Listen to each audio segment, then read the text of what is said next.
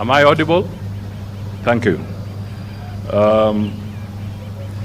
Good morning, everybody. The Right Honorable Raila Odinga, friends from the media, ladies and gentlemen, good morning. I am pleased to have you all here. Thank you for turning up. Today, I want to update the nation on the status of Kenya's candidacy for the African Union Commission Chairmanship. But before I proceed, let me thank the Right Honorable Raila Odinga for the fruitful meeting and progressive discussions we have had this morning. As you already know, the Right Honorable Raila Odinga is Kenya's candidate for the chairmanship of the African Union Commission in the elections slated for February next year, that is 2025. Ladies and gentlemen, on this, we have a visionary leader to fire up the African Union to greater levels. The Right Honorable Raila is a Pan-Africanist who naturally espouses the Think Africa above all guiding principle of the AU Commission. Indeed, he holds dear the African Union's ambition of being a people-centered organization. The candidates' experience and leadership philosophy align with the AU's Commission's values of efficiency, professionalism, and respect for diversity. We have no doubt the candidate will pursue excellence in line with the continent's collective aspirations of the Africa we want in 2063, as framed in the AU's development framework of Agenda 2063. Let me laud our President, His Excellency Dr. William Samoei Ruto, for fully endorsing the candidate and continuing to extensively engage with his counterparts in diverse regions of the continent. So far, our candidature has been positively received. The President has energized our foreign policy, thus successfully positioning our country as a champion of African affairs in the international arena. As the Cabinet Secretary for Foreign Affairs, I continue to amplify the President's Track 1 diplomacy by engaging my counterparts across the continent. We do all this for the good of our people, Kenya's national interest, and the prosperity of our continent. Ladies and gentlemen, based on the principle of interregional rotation, this is the time for Eastern Africa to nominate a candidate for the position of African Union Commission Chairperson.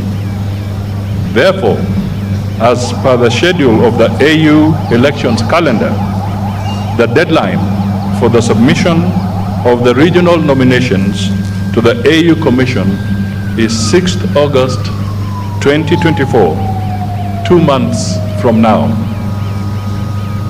Overall, the campaigns are led by the state with highly experienced and knowledgeable officers. The State Department for Foreign Affairs has established a campaign secretariat which includes the candidate's strategy team. The secretariat will prepare all the briefs for use by the candidate, develop campaign materials, including digital presence, and prepare for the public debate to be broadcast live to African citizens. This will take place 6 months before the election date.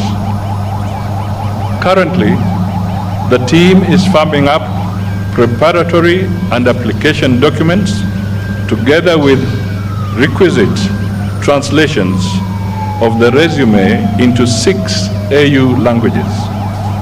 That is French, English, Kiswahili, Arabic, Portuguese, and Spanish.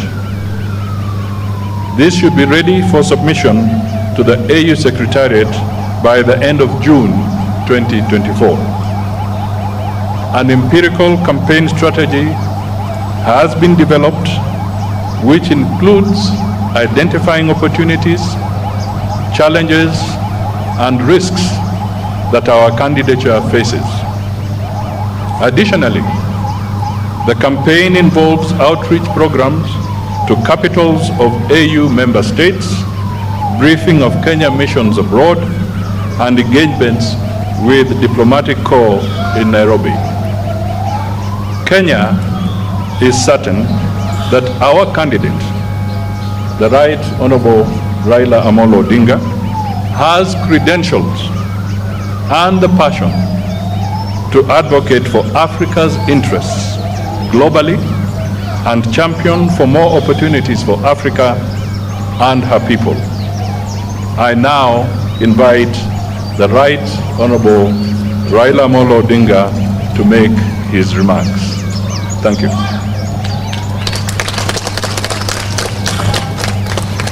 Thank you, Wycliffe.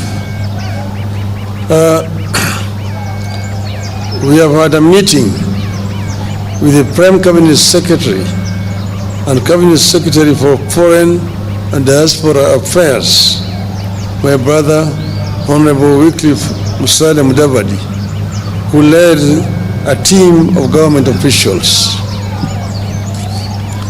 This was in regard to my candidacy for the African Union Commission chairmanship. I wish to reiterate the obvious, that I am vying for a position in Africa, not in the government of the Republic of Kenya. But I need the endorsement of the government of Kenya for that African position. At this meeting, we exchanged notes on the state of the quest so far, the preparations from my side and the government side, and the next steps that require to be taken. The Honorable Prime Cabinet Secretary shared with me the situation and levels of preparation and commitment in the government. I have been very encouraged by the number of senior government officials offering to be part of this journey, out of an understanding that we are in this as Kenya and not as partisan political parties.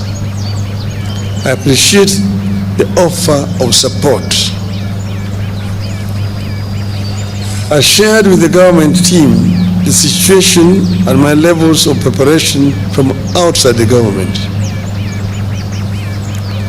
I assured the team that on my own, I'm making every effort, tapping into my experience, relationships, and understanding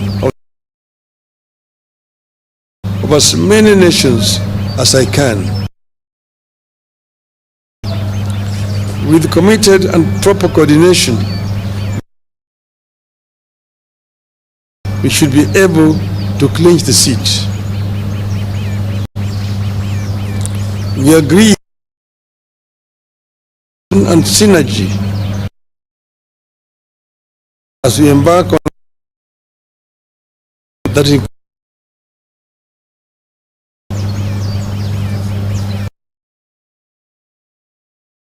on the need for efficiency, the need to cut bureaucracy and unveil a well-oiled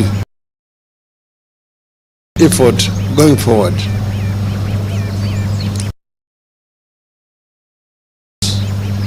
Plans emerge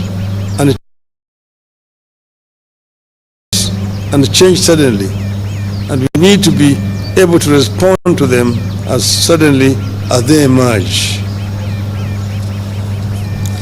We also agreed on the need to understand the sensitivities in this quest that include national, regional, continental, and global dimensions to this quest, and therefore the need to always act responsibly, bearing all these sensitivities in mind.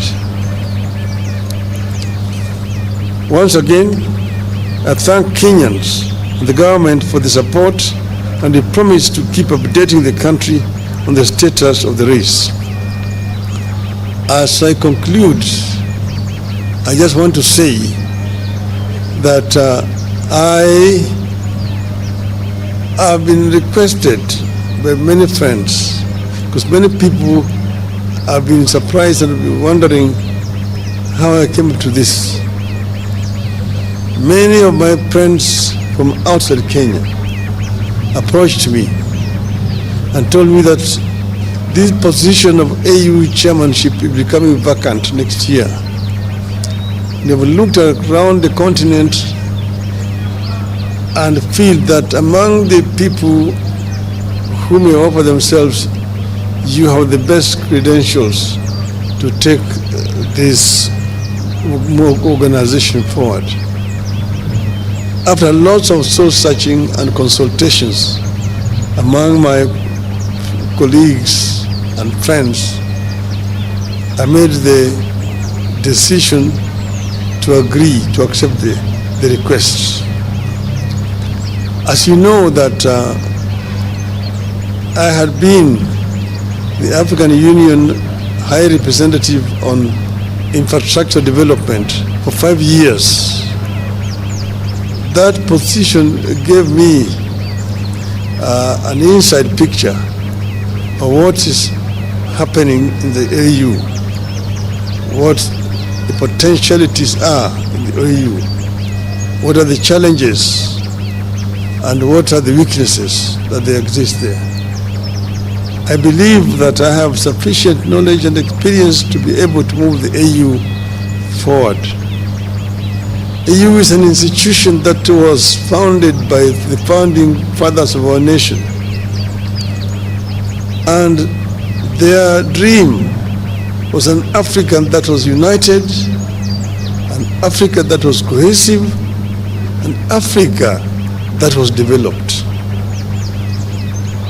The development of Africa can only be done by Africans. I am myself a Pan-Africanist and an Afro-optimist. Afro-optimists as opposed to Afro-pessimists. Afro-pessimists are the people who have given hope in Africa, say that Africa is a lost cause, it's a condemned continent. Afro-optimists are those who believe in the ability of the African people to develop Africa. That Africa, the richest continent on the planet Earth in terms of resources, is also the poorest in terms of development. This is the paradox that we want to solve. We want Africans to be able to take charge of Africa. We want to expand the communication and trade among the African people. I was telling my brother here that when I was a student in Europe in the 60s, it was a nightmare to travel across the continent of Africa, of Europe. In Europe, to move from one country to the other, you needed a visa. And if you did not have a visa to transit in one country, they arrested you at the border and returned you where you come from. Today, you can travel across the whole of Europe, the Schengen visa. You want to enter somewhere and you can go to all parts of Europe. Yet in Africa, you still have a problem. Aliko Dangote, one of the most prominent African businessmen, was saying just the other day that He needs 35 visas to travel across the continent of Africa.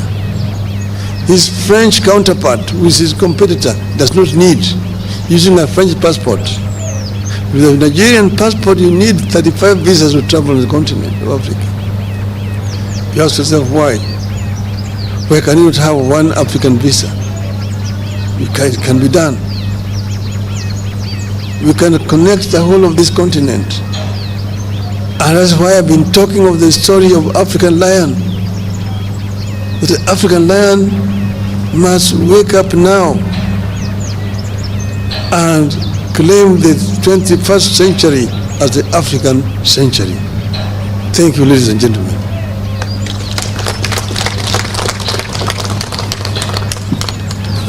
Thank you, the Right Honorable Raila Odinga. Ladies and gentlemen, having listened to Baba, I now wish to make the following concluding remarks. Indeed, despite the world becoming more fragmented and competitive, Kenya believes that multipolarity presents economic and geopolitical opportunities for Africa. Therefore, a whole of AU strategic approach to the emerging world will enable member states to project a common voice on global matters of consequence and enhance Africa's bargaining power for mutual benefit. And indeed, the Right Honorable Raila has summed this up.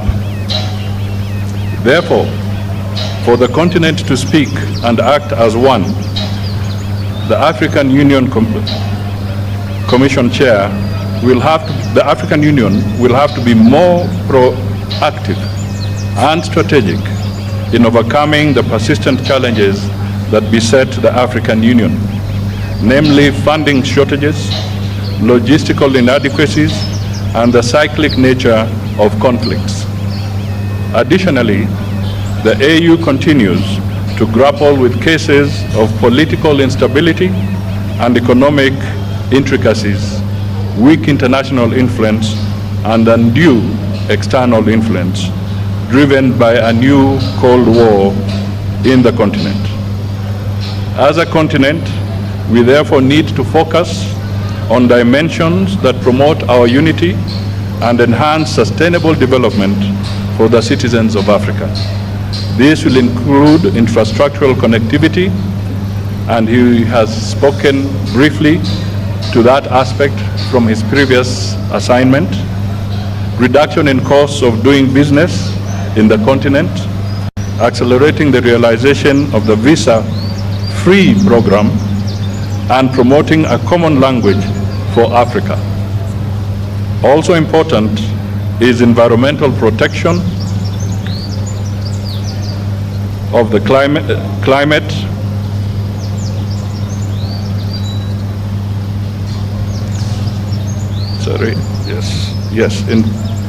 environmental protection of the climate. The continent should work in one voice to campaign for reforms of the international organizations and global financial institutions. The AU should be represented on the strategic international institutions, including membership to co-decision-making organs of the UN. We shall promote functional non-alignment that strategically seeks to establish mutually beneficial relationships globally. I may just want to emphasize here that the chairman of the AU Commission also holds the seat for Africa on the G20 forum. Ladies and gentlemen, the candidate, Honorable Raila Odinga, is a renowned champion of Think Africa above all. As per the AU values and inherently motivated by the AU vision, an integrated, prosperous, and peaceful Africa driven by its citizens and representing a dynamic force in the global arena. Our continental body should increase Pan-African awareness among a critical mass of citizens and promote the Africanization of our elites to proudly contribute to Africa's development goals and discourses. Kenya therefore envisions an AU that drives the continent beyond silencing the guns to achieving positive peace, sustainable peace, and security for collective prosperity. We have a long experience of supporting the AU and regional bodies, as well as bilateral engagements to foster peace and security regionally and globally. We envisage an AU that will give a greater voice to the continental crisis that have often become forgotten conflicts, as other global crises elsewhere get huge humanitarian and political attention. As a government and a country, we wish the Right Honorable Raila Odinga God's speed in this noble endeavor for the continent. God bless Kenya and God bless Africa. Asanteni sana.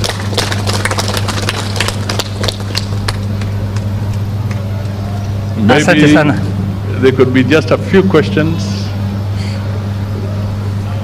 Thank you, Excellency. We'll have a few questions. We have Brenda, step forward.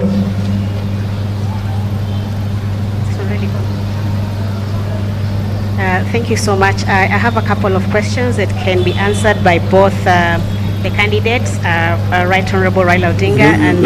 the Saudi? Oh, sorry. I have a couple of questions that could be answered by either the candidate, the Right Honorable Raila Odinga, or the Prime Cabinet Secretary. You have told us you have told us about the benefits that Africa stands to gain from Mr. Raila's candidature. What does Kenya stand to gain strategically for you going for that AU seat? And secondly, the Prime Cabinet Secretary has told us that the President and yourself have been already reaching out to your counterparts from the region and beyond the region, the East African region, trying to get support and push for Mr. Raila's candidature. What is the status of that push? Thank you. Oh, my name is Brenda Wanga from Citizen TV. Okay, maybe I'll comment first. First of all, a prosperous Kenya is dependent on a prosperous Africa. And we want to make it very clear that as Raila champions issues that affect the Africa continent, Kenya is part and parcel of what he shall be championing. So we are sure that as he moves across the continent, the second aspect of it, from a Kenyan perspective, we must look at it also as this is not a localized issue. It's not. This is a national interest for the people of Kenya to the African continent. And as I said, we see an embodiment of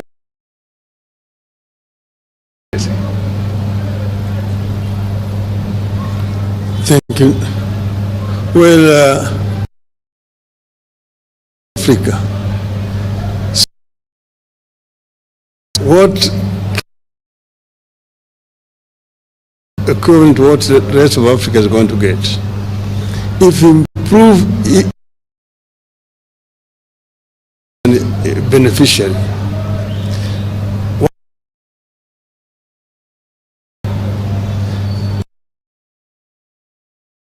that's only 15%. Inter-European trade stands at 70%. Inter-Asian trade is now in South America.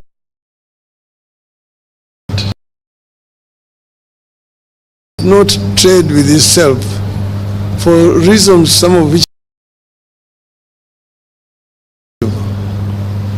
you see, There are non-tariff barriers into very difficult for good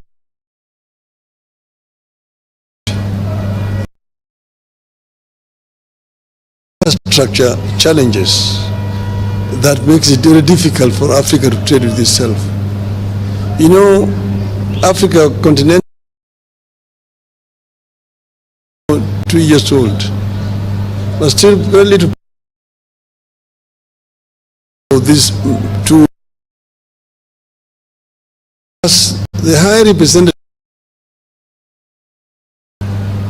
I realized the challenges. Like you've been talking about intra-African highways, the Cape to Cairo, the Dakar to Djibouti, Dakar, Lagos, Lagos, Mombasa, and so on and so forth. We've been talking about the continental high-speed railway network,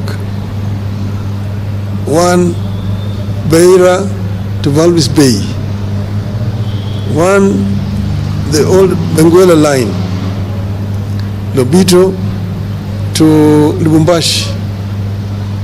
The other one is the high-speed railway along the coast from Lagos to Cairo. The other one is our LAPSET, the Lamu Port, South Sudan, Ethiopia Transport Corridor, which as a representative of the AU on on infrastructure, we actually extended from Juba through Bangui in Central African Republic to the Port of Cameroon to create a land bridge that links the Atlantic Ocean to the Indian Ocean and opening up the interior of the continent, which are landlocked for trade. See, for example, Kenya grows tea. How does Kenya export his tea to Central African Republic? Between Kenya and Central African Republic, there's only South Sudan. South Sudan is the only country between Kenya and Central African Republic. But how do you take your tea there? There's no infrastructure. You have to find a ship that will go around the Cape, along the western coast, to the Cameroonian port of Douala, and then by road to Bangui. The French are there ahead of you. That's why they drink in Bangui Kenyan tea, Christian as English breakfast tea. But with a LAPSET, we can be able to take our goods there. But this infrastructure cannot be developed country by country. You need to have a mechanism at the center that is coordinating funding for this infrastructure. If you want to do the LAPSET, Kenya can only do its part up to the border with South Sudan. Then South Sudan needs to take it from there to the border with Central African Republic. Central African Republic takes it to Cameroon and to reach there. But you need a center to be able to coordinate funding, to mobilize funding for this infrastructure development, which are cutting across the continent. That's why those things have not been done. That's why even the trans-African highways have not been done, and so on. So, getting there, we are also talking about the high-speed fiber optic network connecting all the African capitals.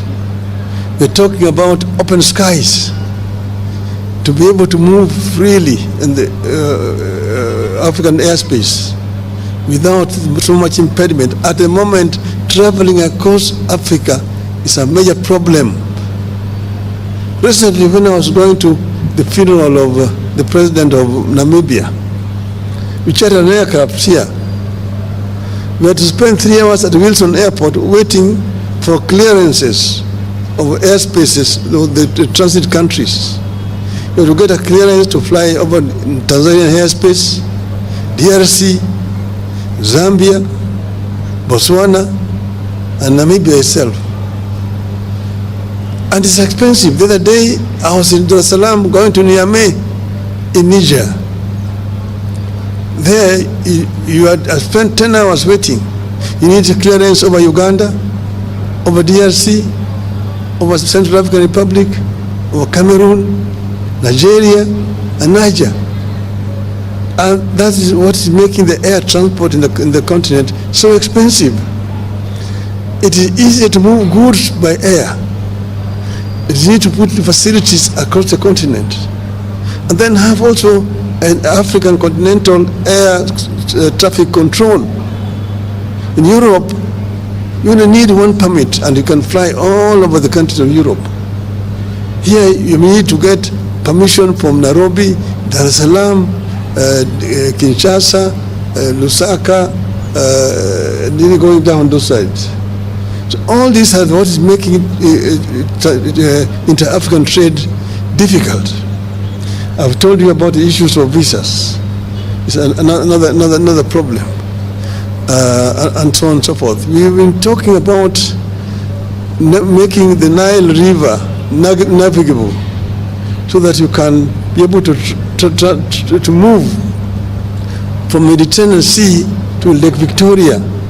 Ships can move from Europe and don't have to go around the Horn to come to our coast on the other side. You can go direct on the Nile to Lake Victoria and land there in Jinja, in Kampala, in Kisumu, and in Mwanza. Those are some of the projects that will be done.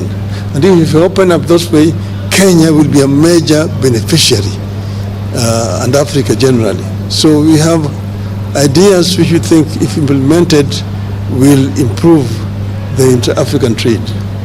Thank you. Asante sana. Thank you so much, Your Excellency. In the interest of time, Your Excellency, we are unable to take more questions because the Prime Space is needed somewhere in Nandi in the next few. More? Okay, one question. Excellencies, my name is Mutembei from the Isili Voice. First question to the former Premier. Some Kenyans and some Africans feel that Nairobi fronting your candidature is a way of settling domestic political scores. Do you think you're exporting domestic politics to Addis Ababa? The other question to you, former Premier, it's about the Kenya stance, Kenya openly standing with Israel, which has been committing a genocide in Gaza. Do you think this could potentially impact your candidature at the African Union Commission next year because of such global geopolitical standing? Asante Mwangi, thank you. No, I mean, I'm a Kenyan, and as I mentioned, nobody has asked me. The Kenya government did not ask me. I made a decision myself that I want to offer myself to serve the continent.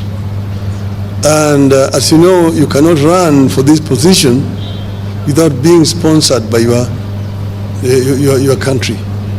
Your candidature is not valid until your country has said yes. So I was myself pleasantly surprised that the Kenya government said they would support me. I was expecting them to say no. I don't know the reason why they said yes. That is their own decision, it's not mine. I will tell you why we said yes. We said yes because Raila is competent. Yes. And we are looking at Kenya's national interests and Africa's national interests. So this is not about our local issues. And we do not want, and we really want to get the Fourth Estate to help us to project the national interest of Kenya, because it would be a first for Kenya, and it would be an opportunity for Kenya to offer leadership to the African Union. And Raila Amolo Odinga has got the requisite experience.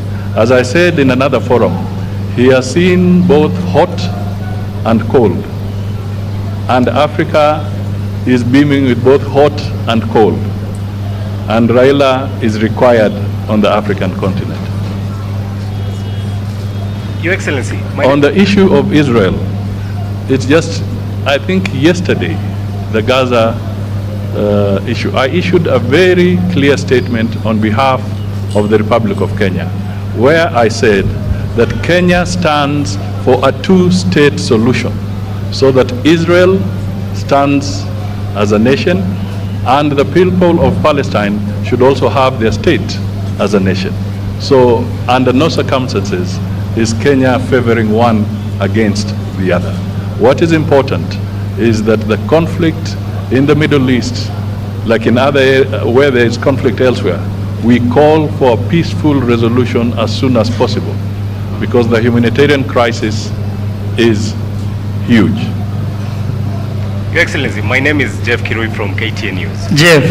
Yes. We are done, Jeff. Just Please, one final please, Jeff. Please, Your Excellency. Tafadhali, Prime anafaa kwenda One mbali. final Tafadhali. Let's end it there. Yes, the question is regarding EAC. They have been pushing for one candidate. The newest kid on the block, Somalia, has its candidate. In the eastern region, we have Djibouti and Seychelles who also have candidates. Is it a concern to you that this might complicate matters, considering the two-third requirement to clinch the seat? And also, could you clarify on the composition of your campaign team? As I said here, that we are focusing on Kenya's candidacy. Yeah. Other countries that have their wish to front a candidate will speak about their own. Yes. But for now, as far as we are concerned, we have a long journey to go to campaign, and our candidate is Honorable Raila Odinga. And as I indicated in my earlier remarks, that the strategy is in place, and we shall be looking at all the challenges and opportunities as we go along.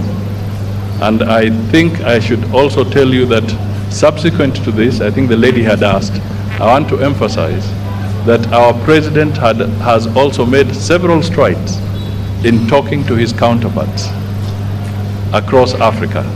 And all that, I'm sure, will count for something in the next few months. Thank you. Thank you very much, ladies and gentlemen. We are now going to the next session, photo session, very quickly.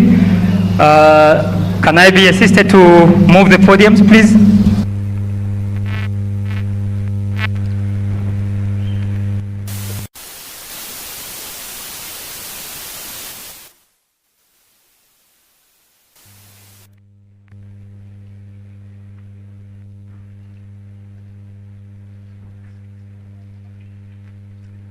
So we'll have this one, then we'll have one group photo of the principal flanked by senior government officials while seated. Thank you. Okay. Can I be assisted to bring the seats here? The seats are here. Seats. Chukule. Songeza mbele kabisa. So they are flanked nyuma. Bring the seats.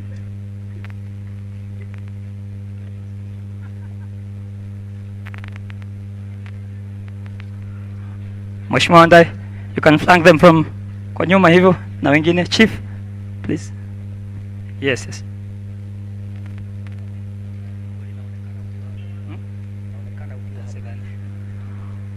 Okay, in 10, 9, 8, 7, 6, 5, 4, 3, 2, 1. Thank you very much indeed. Thank you.